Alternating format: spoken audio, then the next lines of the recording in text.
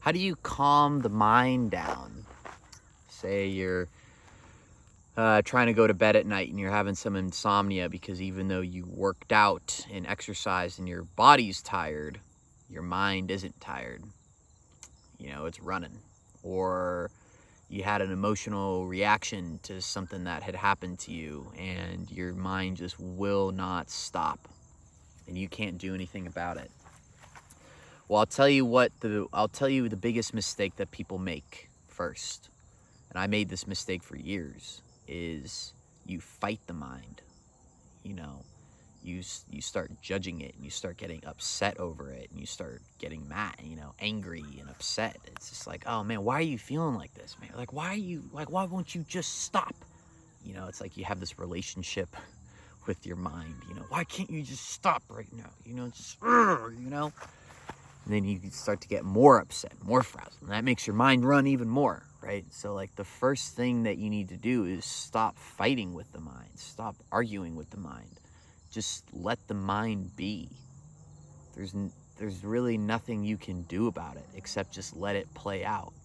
Now, yes, there's little techniques you can do. You can turn on some music, you can take a melatonin, you can shower, get a bubble bath, like all this stuff. Yeah, but like that's not gonna just make it go. It's gonna help, but sometimes that just won't make it go away, right?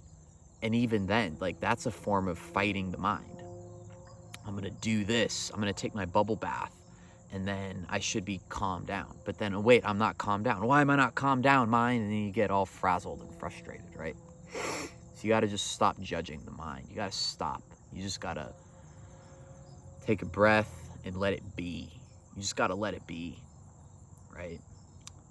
Close your eyes and visualize your mind, your thoughts, right? Your emotions right out in front of you. And just focus on them. Just focus on observing them without judgment. No judgment. It just is what it is. You're totally unreactive to it all. Man, these gnats are just ridiculous. You're just focused on it. And you're just observing it non-reactively, non-judgmentally, right? That takes away its power. That takes away the power of your thoughts and your emotions, right? You could take all the medication you want, the trazodones and the pharmaceutical drugs. Like, that's not going to stop this. The melatonin, please. Like, it's not going to stop it. It could make your body tired, right? And send hormones to your body, to your brain to make you, try to fall asleep. Like, you could have super heavy eyes, but not fall asleep when you when you close your eyes because your mind is still running, right? So what do? You just sit there, close your eyes, and observe your thoughts and your feelings. The key, you hear this all the time. Just observe your thoughts and feelings. It's in the book, The Power of Now, Eckhart Tolle. It's a huge book, great book, awesome dude, right? A little too mainstream for me, but like a great dude to start start all this stuff, right? Entry level. But a lot of times we judge the mind. We criticize it. We have our own opinions of these thoughts, and then it just becomes this big game between your ego and then your so-called observer self. But you don't realize though that the point of the observer is not to have any reaction, not to have any opinions about these thoughts. That's the point of the observer, right? That's who you truly are. That's your true spiritual nature. But that's another more advanced video. This is the basic stuff.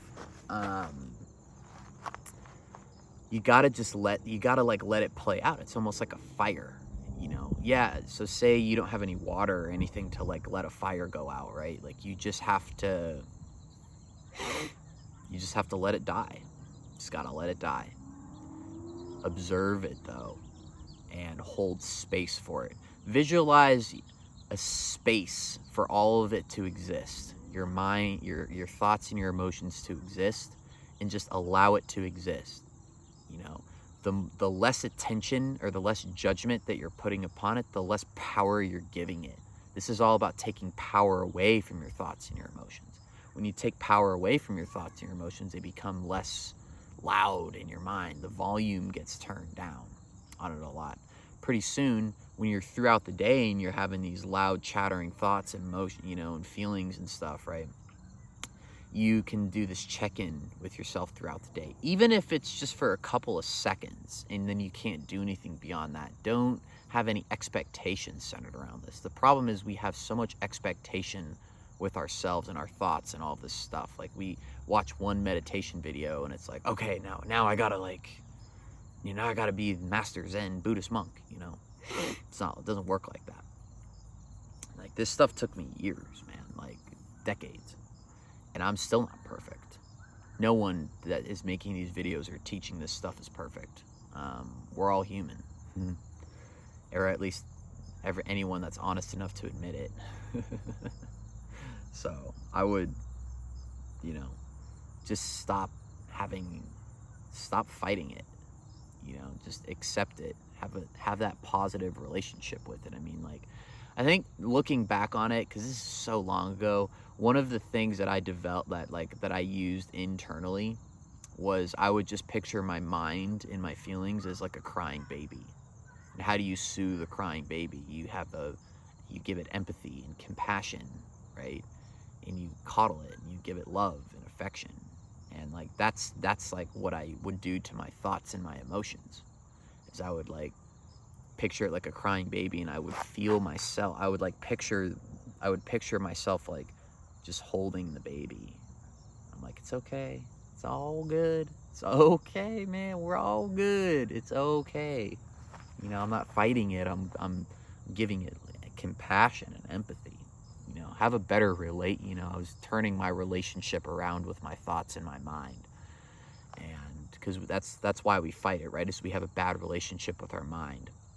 You know, we resist it, you know, and what you resist persists.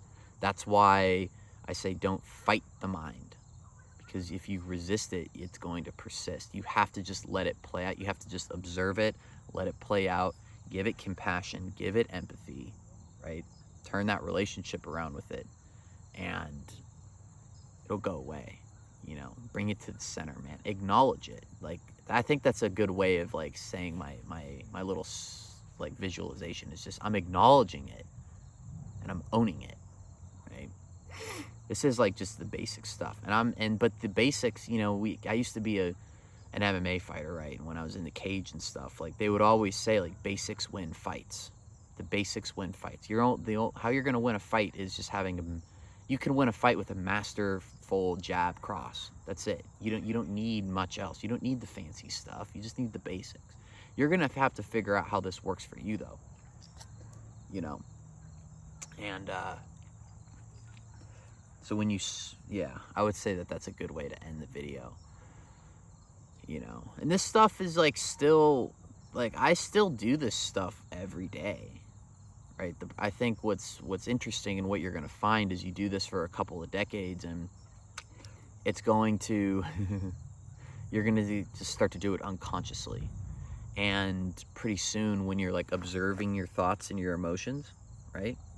You might be observing them because you're still a little detached to them, or still a little attached to them, right? Because you're so used to just being them. When you start to detach yourself from them and separate yourself from them, it just gets further and further and further. And then the volume of the thoughts and the emotions just gets turned down more and more. They get so much less loud in your mind. So for the most part, and I'm not saying like I don't have heavy emotions here and there and stuff, because I'm human and I do, but most thoughts and most emotions, it's just like, all right, like it's not reactive to them because you're not attached to them anymore. And so they don't really have as much of an effect on you. You start to see so much more past that, and you start to become much more, what's the word? Like you start to become much more identified with the observer, the silent observer. And you're gonna have to figure out like what that means, or I'll talk about that in another video, like what is the observer, right? Everyone says in the books and stuff, you the observer. But that's a more practical way to silence the mind, is stop fighting it, right? All right, hope everyone has a great day.